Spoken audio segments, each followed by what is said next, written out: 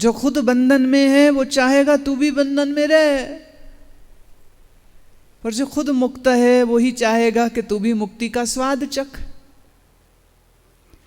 जिनने स्वयं ने शादी कर ली हो वही चाहेगा कि दूसरे सब जितने उसके आसपास हैं सब शादी करें,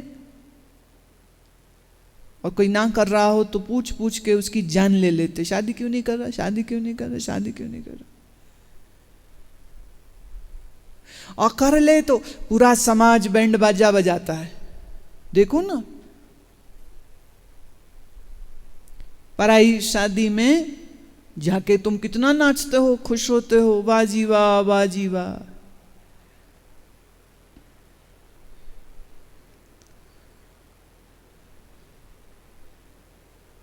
मुल्ला नसरुद्दीन बाराती बनकर शादी में गया था। मुल्ला के बेटे ने पूछा, अब्बा ये दूल्हा घोड़े पर ही क्यों बैठता है, गधे पर क्यों नहीं? मुल्ला ने कहा, बेटा इसलिए ताकि दुल्हन दो दो गधे देख के डर ना जाए,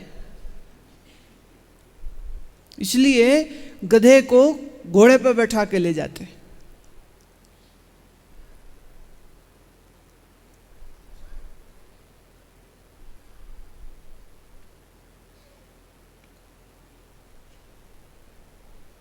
जो खुद फंसे हैं वो दूसरों को फंसते देख के बड़े खुश होते। और अगर किसी की शादी टूट जाए या पति या पत्नी में से कोई एक मर जाए तो पूरा समाज बड़ा अफसोस करता, अरे बड़ी बुरी हुई, बेचारा बेचारी, अब अकेले कैसे रहेंगे, अब अकेले कैसे रहेंगे।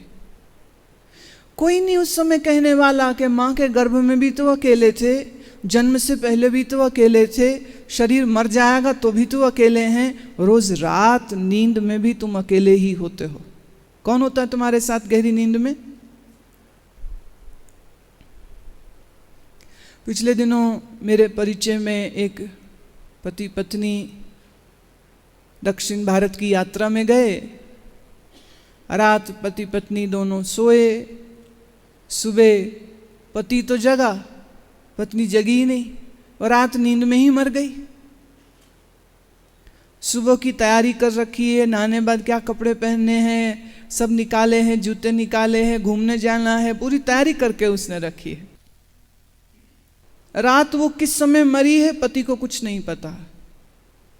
वो तो सुबह उठा है, उठ करके नहाया है, सैर करने चला गया, वापिस आया, चाय रखी, चाय बना रहा है, और चाय बनाते में पत्नी को आवाज़ दी कि क्या बात है अभी तक तू नहाई नहीं, उठ नहा ले, चाय तैयार हो रही है। जब कोई आवाज़ नहीं आई तो बेडरूम में जा कर के पत्नी को हिलाया, जो हिलाया तो शरीर तो ठंडा बर्फ हुआ पड़ा है।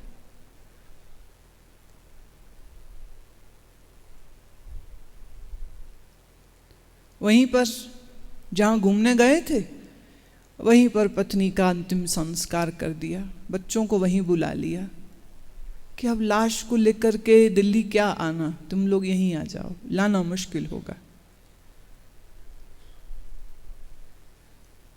नींद में तुम हमेशा अकेले हो, कौन है साथ में तुम्हारे उस समय? लेकिन जैसे ही नींद टूटती है, मन जगता है, तुम सहारे ढूंढने लग जाते हो, पति, बच्चे, माँ बाप, घर, पड़ोसी, और नहीं तो गुरु, कोई सहारा जरूर चाहिए। क्यों चाहिए?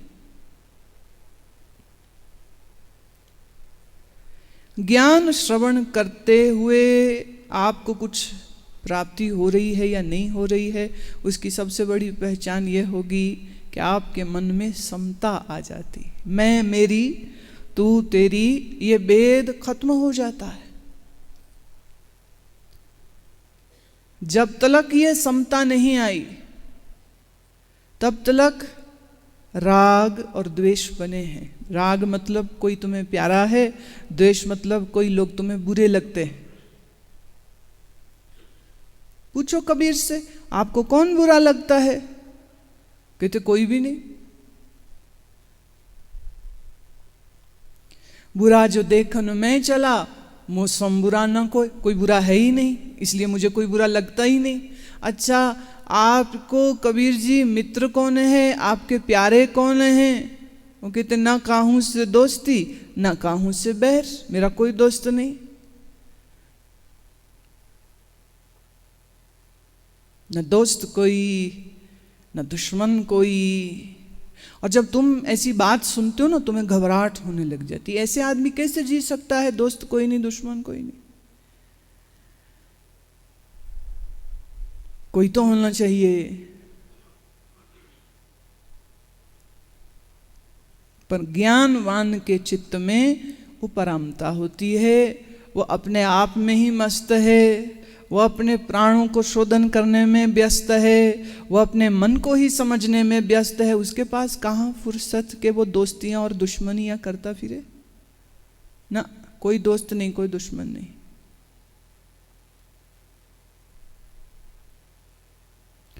ऐसी समता जिसके मन में जागृत हो जाती है, ये इस बात का चिन्ह है कि आपके अंदर ज्ञान के बीजों ने अब खिलना शुरू कर दिया।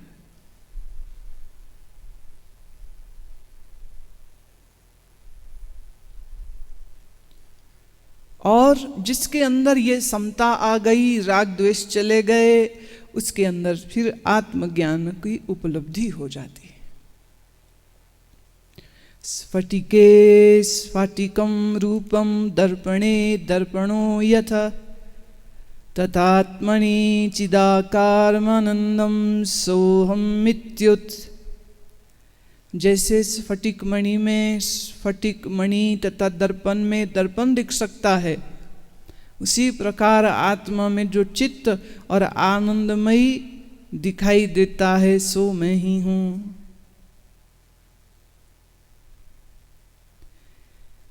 स्फटिक नाम से एक मणि होती है, कांच की तरह दिखती है पर कांच नहीं है।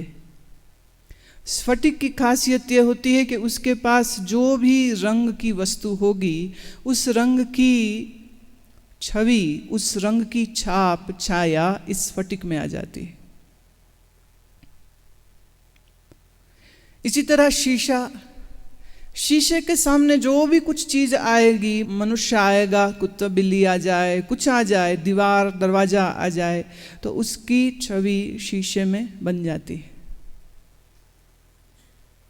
एक स्थिति वो जहां मणि में दूसरा रंग आया या दर्पण में दूसरी वस्तुएं दिखी, पर एक स्थिति यह भी है कि दर्पण के सामने कुछ है ही नहीं, तो दर्पण स्वयं में ही प्रतिछवि प्रतिबिंबित होने लग जाए। स्फटिक मणि में स्फटिक मणि ही भासित हो रही है, चमक रही है, अपने आप में ही चमक रही है। कोई दूसरा रंग उसमें नहीं आ रहा, क्योंकि दूसरा कोई है ही नहीं उसके आसपास। या यूं समझो, आप दो शीशे को आमने सामने कर दो, तो शीशा शीशे को प्रतिबिंबित कर देगा, शीशे की ही इमेज शीशे में बन जाएगी। ऐसा शीशा हो जिसका कोई फ्रेम नहीं हो, फ्रेमलेस हो, तो दोनों एकदम एक हाइट के, एक साइज के हों, लेंथ ब्रेथ सेम हो, ऐसे आमने सामने रख दो, तो शीशा शीशे को दिखा रहा है। ठीक इसी प्रकार से आत्मा सत्य है, चित्त है, आनंद है, ये जब हम कहते हैं तो ऐसे ही हो गया कि मैं में ही प्रतिबिंबित हो रहा है, आत्मा आत्मा में ही प्रतिबिंबित हो रहा है। जब ये मैं कहता हूँ कि मुझे अपना आप ज्ञान हो गया, मैंने अपने आप को जाना, मैं सच्चित आनंद हूँ, तो ये ऐसे ही हुआ जैसे दर्पण दर्पण को प्रतिबिंबित करे। तो मैंने मैं को ही जाना, मैंने मैं को ही पहचाना, मैंने मैं के ही स्वरूप को जाना।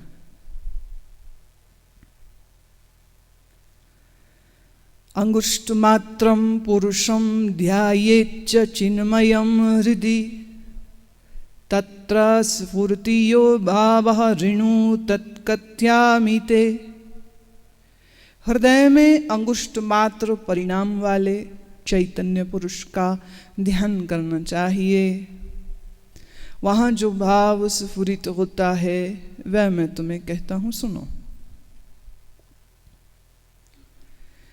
योग कहता है कि जीव कहाँ रहता है, शरीर में जीव कहाँ रहता है, और इस जीव का आकार कितना है। वो कहते अंगुष्ठ मात्र, जितना आपके अंगूठे का लंबाई है बस इतना ही। अंगुष्ठ मात्रम पुरुषम, यह जो जीव है यह अंगुष्ठ मात्र है। और वास कहाँ है, हृदय, हृदय में। गीता में भी आया ना, भगवान ने कहा हृदय से अर्जुन तिष्ठति, मुझे अपने हृदय में ही देख।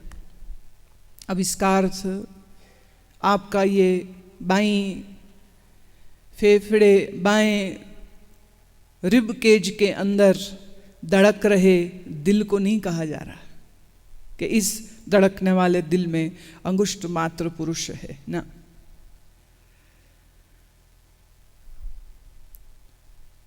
क्या है सो हम नहीं बताएंगे, ये इसको रहस्य ही रखेंगे, क्योंकि ये तो खोजने की चीज है। जो खोजे सो पावे। जितने जितने ध्यान में उतरोगे उतना उतना यह सब बात स्पष्ट हो जाएगी। मेरे समझाने से स्पष्ट नहीं होगी, सो समझाने का लाभ क्या, तो छोड़ती हूं इतने हृदय। चैतन्य पुरुष का ध्यान करे, और जब तुम इस चैतन्य पुरुष का ध्यान करोगे तो वहां कैसे कैसे भाव स्फुरित होंगे, सो सुनो। अजोहम अमरोहम चाह्वान दीनि दीनोहम अविकारश्चित्तादानंदो हृणयान महतो महान। मैं अजन्मा हूँ, मैं अमर हूँ, मेरा आदि नहीं है, मेरी मृत्यु भी नहीं है, मैं निर्विकार हूँ, मैं चिदानंद हूँ, मैं अणु से भी छोटा हूँ, मैं महान से भी महान हूँ। अपूर्वम परम नित्यम स्वयं ज्योतिर्निरामय विरजम परमाकाशम ध्रुवमानंदम व्ययम अगोचरम तथा गम्यम नाम रूप विवर्जितम निशब्दम तु विजानीयात्म स्वभावाद ब्रह्म पार्वती। हे पार्वती, ब्रह्म को स्वभाव से ही अपूर्व, अद्वितीय, नित्य, ज्योति स्वरूप, निरोग, निर्मल, परम आकाश स्वरूप, अचल, आनंद स्वरूप, अविनाशी, अगम्य, अगोचर, नाम रूप से रहित तथा निशब्द जानना चाहिए।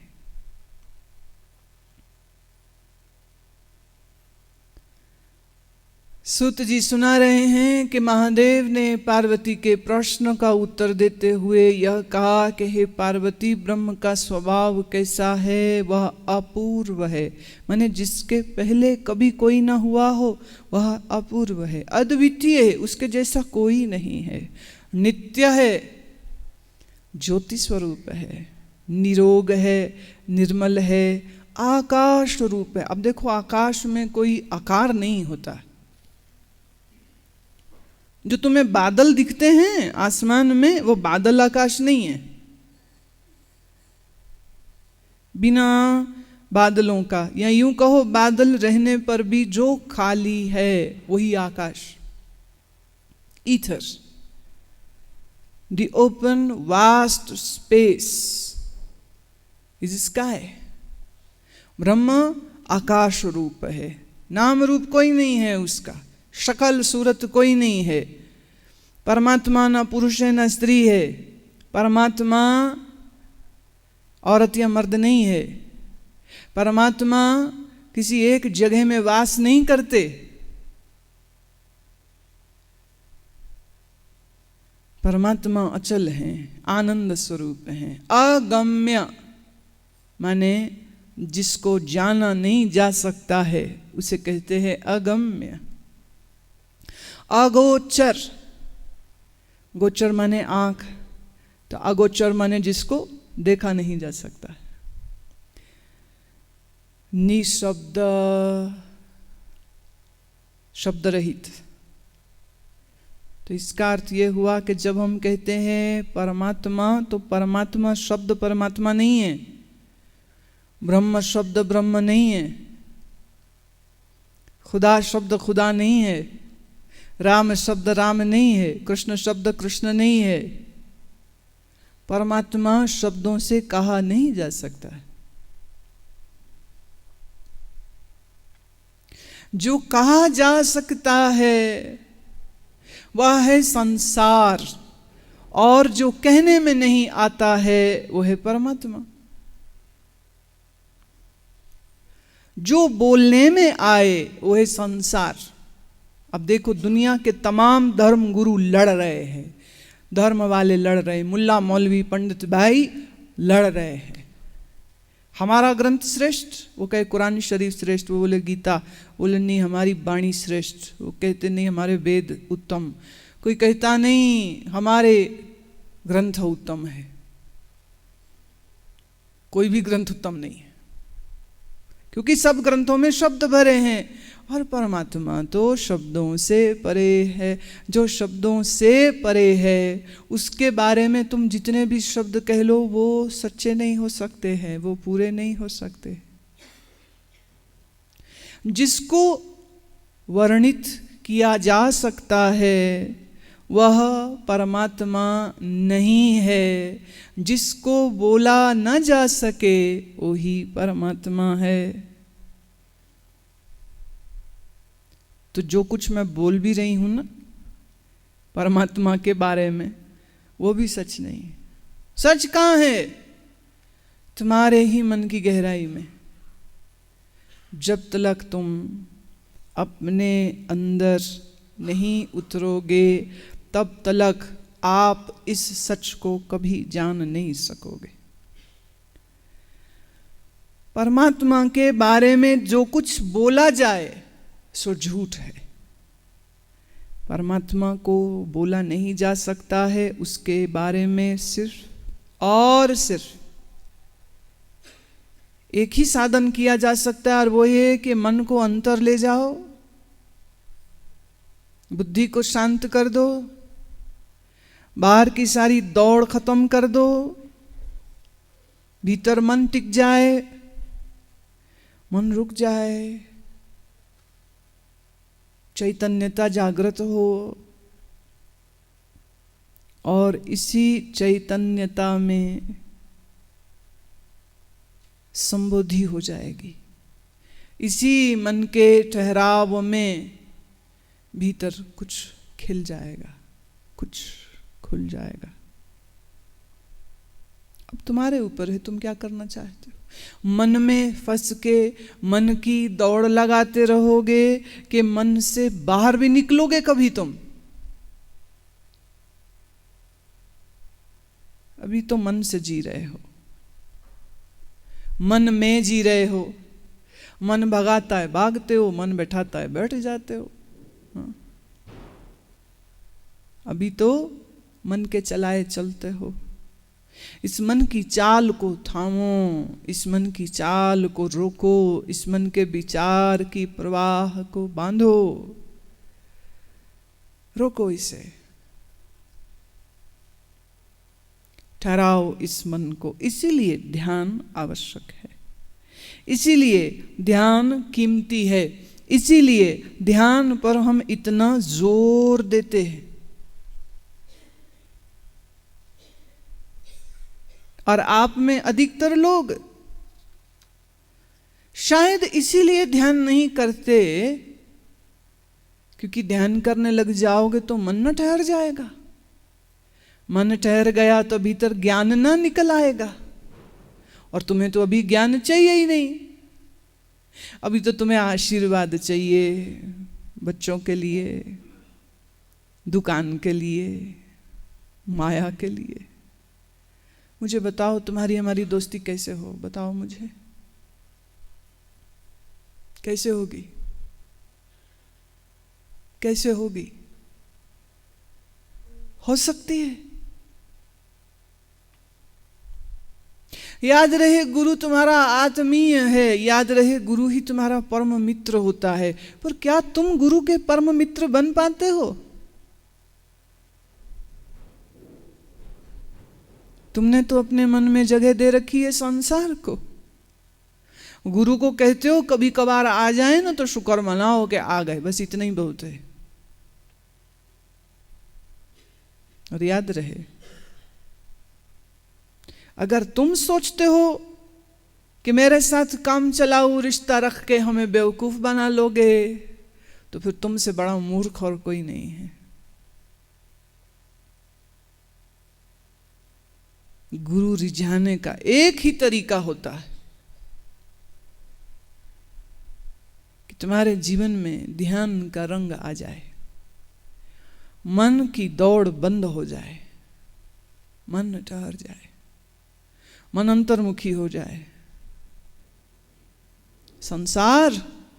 संसार में जितना जरूरी है व्यवहार बस उतना ही भर रखे, बाकी लेन देन किसी से कुछ नहीं।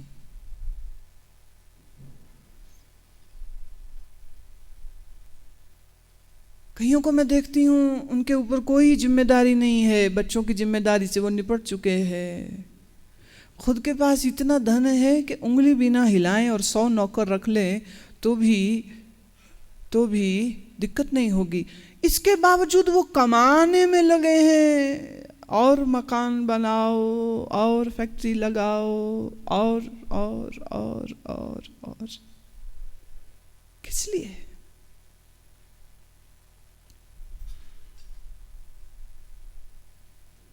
जीसस के पास एक आदमी आया, उस धनी ने कहा कि ईसा, क्या मैं ईश्वर के घर में प्रवेश पाऊंगा?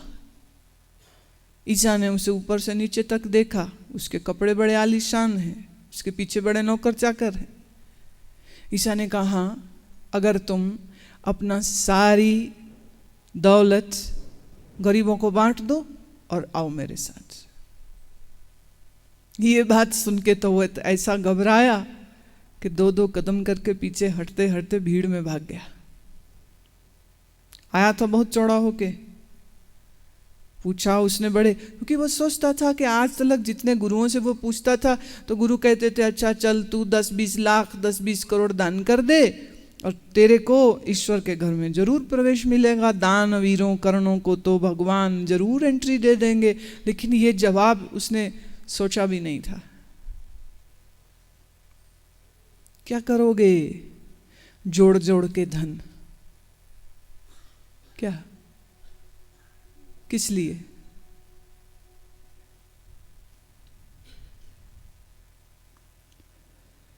गुरु जो देना चाहता है वो तुम लेना नहीं चाहते हो। अभी सच तो ये, वो तुम कहते हो अभी सुना दो हमको, अच्छी अच्छी बातें सुनाओ, अच्छे अच्छे भजन गाओ, हमें एंटरटेन करो।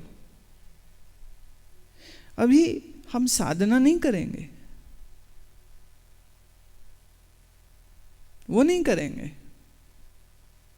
आपके साथ बैठते हैं, अच्छी अच्छी बातें सुनते हैं, मुल्ला नसरुद्दीन के किस्से सुनते हैं, कितनी हंसी आती, कितना मजा आता है। हाँ, तुम मजे लेने आए हो यहाँ पर।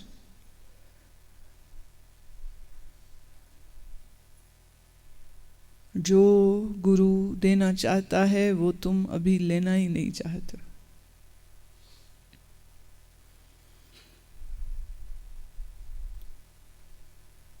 एक सूफी ने कहीं लिखा था, अंधों के शहर में चश्मा बेचना चाहता हूं, कोई खरीदता ही नहीं। अंधे चश्मा का करेंगे क्या? अंधों की नगरी में चश्मा बेचने कोई जाए तो पागल ही तो है। ऐसे ही जिसको परमात्मा की इच्छा नहीं है उसको परमात्मा की बात सुनाना पागलपंथी ही तो है, और क्या है। और वही पागलपंथी मैं कर रही हूं।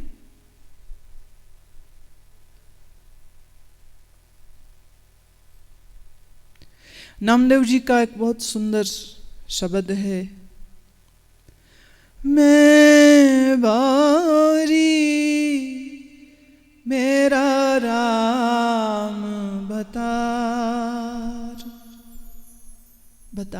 पति। मैं बारी मेरा राम बतार, रच रचता को करो सिंगार, रच रचता को करो सिंगार। मैं बारी मेरा राम बतार,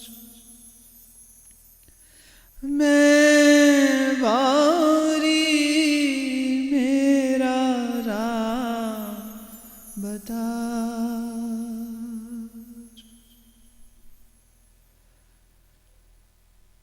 भले निंदो भले निंदो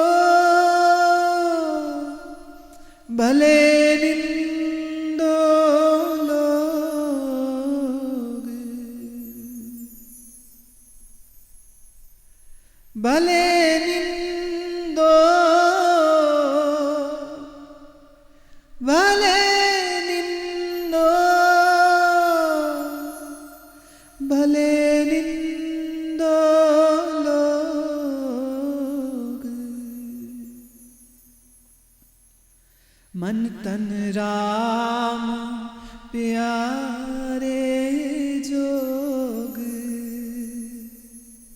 मन तन राम प्यारे जोग। मैं बारी मेरा राम बतार, मैं बारी मेरा राम बतार। रच रचता को करो सिंगार, रच रचता को करो सिंगार। मैं बारी मेरा राम बतार, मैं बारी मेरा राम बतार।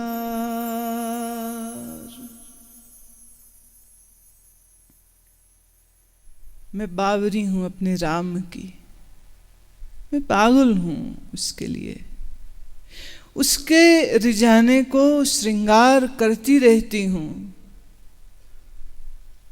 साधना का श्रृंगार, ध्यान का श्रृंगार, सेवा का श्रृंगार, नम्रता का श्रृंगार, वैराग्य का श्रृंगार, ये श्रृंगार करती हूँ कि मेरा राम मुझ पर रीझ जाए।